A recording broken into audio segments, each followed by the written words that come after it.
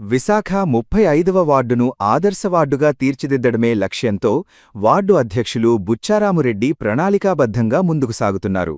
ముఖ్యంగా వార్డు ప్రజల సమస్యలను ఎప్పటికప్పుడు తెలుసుకుంటూ వాటిని పరిష్కరించేందుకు తీసుకోవలసిన చర్యలపై టీడీపీ వార్డు నాయకులతో ప్రత్యేకంగా సమావేశమయ్యారు.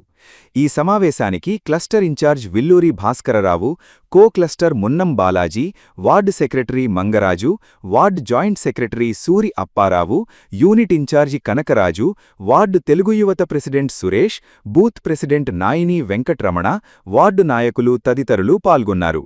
ప్రజల సమస్యలను ఎప్పటికప్పుడు పరిష్కరించేలా తగిన చర్యలు తీసుకుంటున్నామని వార్డు అధ్యక్షులు బుచ్చారామురెడ్డి తెలిపారు. కూటమి 2 ఏళ్ల పాలనలో సాధించిన విజయాలను ప్రజల్లోకి తీసుకెళ్తామని, రాష్ట్రంలో కూటమి ప్రభుత్వ హయాంలో ప్రజలకు సుపరిపాలన అందుతోందని అన్నారు.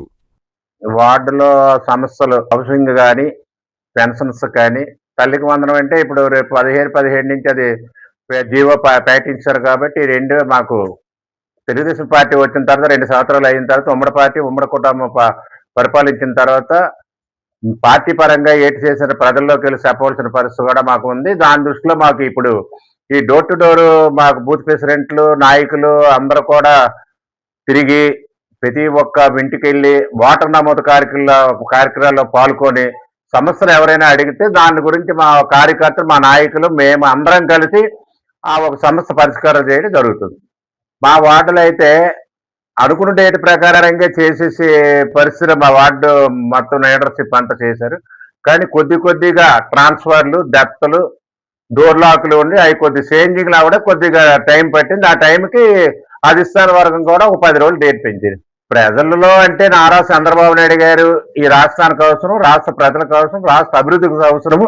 అలాంటి నారా చంద్రబాబు నాయుడు సీఎం అయితే ఇంకా ప్రజలకు మంచి పండగ ఉత్సవాలుగా ఉంటాయని ఒక తపంతో ప్రజలు అనుకూలంగా ఉన్నారు.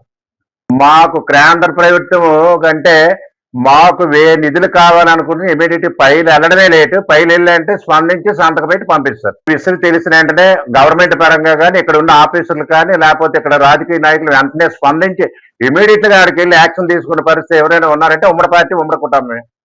సౌత్ లో కాదు 175 కాన్స్టిట్యూషన్ లో కూడా యావత్ ఆంధ్రప్రదేశ్ లో 5 కోట్ల ప్రజానీకులో కూడా కూటమి గవర్నమెంట్ ఉంటేనే మనకు న్యాయం జరుగుతుంది, మన పేదరికం నిర్మూలన అవుతుంది, నిరుద్యోగ సమస్య నిర్మూలన అవుతుంది అని ఒక తపంతో ప్రజలు ఆప్యాయత అనురాగాలతో ఉన్నారని అనుకుంటాను. మా పార్టీలు ఈ కుటుంబం అంతా ముందుకు ఏ ఒక్క సమస్య వచ్చినా సరే ఎవరు తగ్గట్టు నాయకులాలు ఆఫీసులతో ఫోన్ చేయగలరు, పని చేయించుకునే శక్తి ఉంది, పని చేయించుకునే ఒక పని చేసుకుంటారు. మా వార్డులో మేమే చేయాలా మేమే వెళ్ళాలనే తపంతో మా వార్డు ఉండదు. ఆదేశాలు ఇస్తే ఆ ఆదేశాల ప్రకారం ముందుకెళ్ళడం మా బాధ్యత. సభకి ఎన్టీఆర్ ఎప్పుడైతే తపంతో తిరుపతి సుందరనగర్ లో తయారు చేసాడో అదే తపంతో నారా చంద్రబాబు నాయుడు గారు కూడా ఉమ్మడి పార్టీ కానీ ఉమ్మడి కుటుంబం కానీ ముందుకెళ్ళిపించి ఇవాళ భక్తులు అతి సంతోషాలతో ఆనందాలతో రూముల్లో పెట్టడం, పాలు ఇవ్వడము, టిఫిన్ ఇవ్వడము, భోజనాలు పెట్టడం అంటే యావత్ దేశాలు కురిపించి భారతదేశంలో ఒక తిరుపతి ఉన్నది. వెంకన్న బాబు దర్శనం చేసుకుంటే మన బాధలు ఎక్కితే మన కష్టాలు తొలుగుతాయని ప్రజలకు మట్టు మంచి ఆనందంతో ఉన్నారు. ఇప్పుడు స్వచ్ఛాంధ్ర కార్పొరేషన్ అంటే యావత్ భారతదేశంలో ప్రధాన దేశాల్లో ముందుకుండాలి ఆయన పోరాడుతున్నారు. 29 రాష్ట్రాల్లో మన ఆంధ్ర బాగోవాలా, ఆంధ్ర సుందరనగరం ఉండాలా, రోడ్డు మీద చెత్త ఉండకూడదు, తడి చెత్త పొడి చెత్త వేప చెత్త ఏది ఉండకూడదు, ప్రజల ఆనంద ఆరోగ్యాలతో ఉండాలని ఒక తపంతో బాబు గారు ఆదేశాల మేరకు ఈ ఆంధ్రప్రదేశ్ ముందుకెళ్తుందని మేము కోరుకుంటున్నాం. నారా లోకేష్ అంటే ఒక విజన్ అండి. ఆ విజన్కి ఆయన పుట్టక మునిపే పుట్టిన తర్వాత వాళ్ళ తాత సీఎం, ఆయన పుట్టిన తర్వాత ఆయన తండ్రి సీఎం, ఈవేళ ఆయన మినిస్టర్.